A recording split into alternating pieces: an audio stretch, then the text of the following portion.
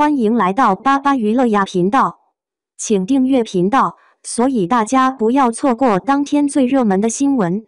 我们今天的时事通讯包括以下内容：诚意4部剧压舱，遭遇内娱风波，谁在消耗演员与观众的热情？诚意的延期魔咒，当4部剧压舱遭遇内娱风波，谁在消耗演员与观众的热情？2025年的暑期档，影视行业正上演着冰火两重天的景象。杨洋主演的《凡人修仙传》以内娱首部正统修仙剧的旗号高调定档7月27日，相关宣传铺天盖地。而另一边，诚意手握《英雄志》《富山海》等4部大制作，却深陷延期泥潭。总集数超过200集的存货，让粉丝从期待转为焦虑，甚至戏言诚意怕是要薅秃头发哭了。这背后不仅是2位顶流演员的档期之争，更折射出当前影视行业面临的深层困境。1. 延期诅咒，2部 S 加巨制的非正常死亡。诚意的延期噩梦始于2023年莲花楼爆红后接拍的2部重磅作品《英雄志》与《富山海》。这2部总投资超6亿的 S 加级项目，本应成为他巩固武侠一哥地位的基石，却因合作演员的争议事件接连暴毙。英雄志的悲剧源于女2号张嘉倪的疯马秀事件。2023年10月，张嘉倪高调现身 Lisa 巴黎疯马秀，引发舆论海啸。尽管她随后被软封杀，但已拍摄完成的戏份仍被平台打入冷宫。讽刺的是，剧中卢云有一段为正道盟清君侧的台词，与现实中的劣迹艺人清退形成魔幻互文。尽管张嘉倪现已解禁，但平台仍因舆情风险拒绝接盘，导致这部诚意转型正剧的野心之作被冷藏21个月之久。而《富山海》的遭遇更具戏剧性。这部改编自温瑞安神州奇侠的穿越剧，因女2李凯欣卷入辱华风波遭遇重创。2024年4月，李凯欣被爆出辱骂中国人都是傻逼的录音，引发网友强烈抵制。剧组紧急启动爱换脸预案，删除所有相关宣传物料，导致原定2024年5月的上线计划流产。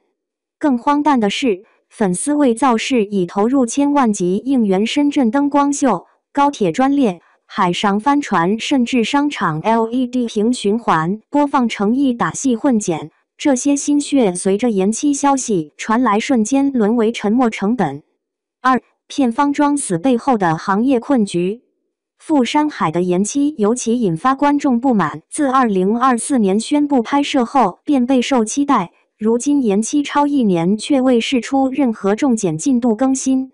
女2李凯欣虽已多次澄清，但片方始终装死到底。这种消耗观众热情的做法，暴露了影视行业的3大顽疾：风险转嫁的行业惯性。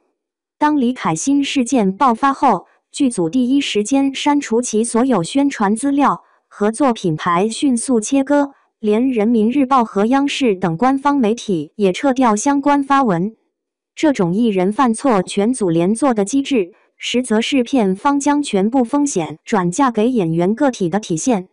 即便李凯欣后来出示了受案回执，但因缺少警方技术鉴定的声纹证据，公众质疑仍未平息。后期制作的混乱管理。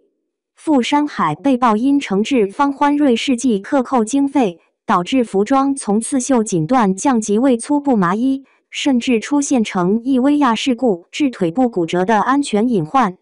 开拍初期3天精致妆造后画风突变的传言，早已为质量危机埋下伏笔。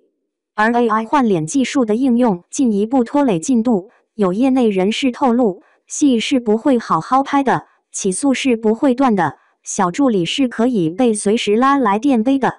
平台方的过度谨慎。2025年剧集市场进入降速期， Q1 长视频平台共上新126部剧，同比减少10部，其中腾讯视频上新量锐减14部。在这种提质减量趋势下，平台对《英雄志》《富山海》这类涉及争议演员的剧集更加保守，宁可错杀也不愿承担舆情风险。即便如《富山海》被传将在李凯欣声明后空降5月22日，最终仍无疾而终。3. 对比悬殊，同期作品的命运分野。当诚意的剧集在延期泥潭中挣扎时，同期竞争对手却高歌猛进。杨洋《凡人修仙传》官宣定档7月27日，宣传中强调特效堪比电影《东方修仙文化的视觉革命》。肖战《藏海传》已顺利完成播出，其考究的唐宋官服与朝堂礼仪被赞为古装职场教科书。这种反差揭示了影视行业的两极分化、制作模式的差异。《凡人修仙传》作为改编自望语同名小说的仙侠剧，拥有700多万字原著打底，制作方采用电影工业化流程，即便面临集数一山再山的调整，仍能保证按期交付。而诚意的《富山海》虽有温瑞安 IP 加持，但现代人穿越武侠世界的复杂设定与多角色切换成一虚分饰现代社畜、热血少侠、疯批魔头3个身份，大大增加了后期制作难度。风险防控的差距。杨洋《凡人修仙传》主演阵容选择相对安全的金晨、汪铎等，避免流量演员的潜在风险，而《英雄志》《富山海》均因启用有争议的配角导致全盘受阻。值得玩味的是，《富山海》女二李凯欣此前就因在外网使用 Lunar New Year 表述引发过立场质疑，片方选角时的风险评估显然存在严重疏漏。粉丝生态的对比。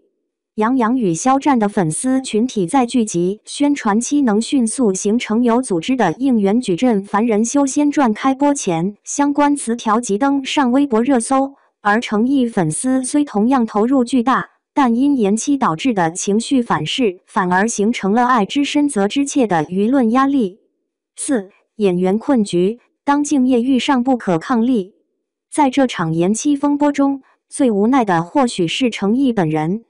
为塑造《英雄志》中从落魄书生到一代儒侠的卢云，他提前3个月训练马术与剑术，拍摄坠崖戏不用替身导致腰椎旧伤复发。在《富山海》中，为区分3个角色，他主动要求不要束发冠，不要学纺纱，不要柔光滤镜，甚至发明沙哑呼吸法模仿江湖客的疲惫感。这种敬业精神与作品无法面世的现实形成残酷反差。更严峻的是库存压力。除《英雄志》《富山海》外，诚意还有《狐妖小红娘》《王权篇》《长安24季》等共4部剧集压仓，超200集的存量在提质减量的行业背景下成为沉重负担。2024年我国新剧数量已同比下降 10.1%，平台更倾向于选择零风险项目，这些积压剧若不能及时播出，很可能面临进一步贬值。影视行业的延期诅咒从来不是单一因素造成。从诚意的个案可以看到，当演员敬业、IP 强大、粉丝期待全部到位时，仍可能因选角风险、后期管理、平台策略等环节功亏一篑。或许正如网友的戏谑，剪个剧比修仙还慢的背后，是整个行业亟待修炼的风险防控内功。而对观众而言，他们期待的不过是好作品不再因戏外因素难产，毕竟演员的头发和粉丝的热情都经不起无休止的消耗。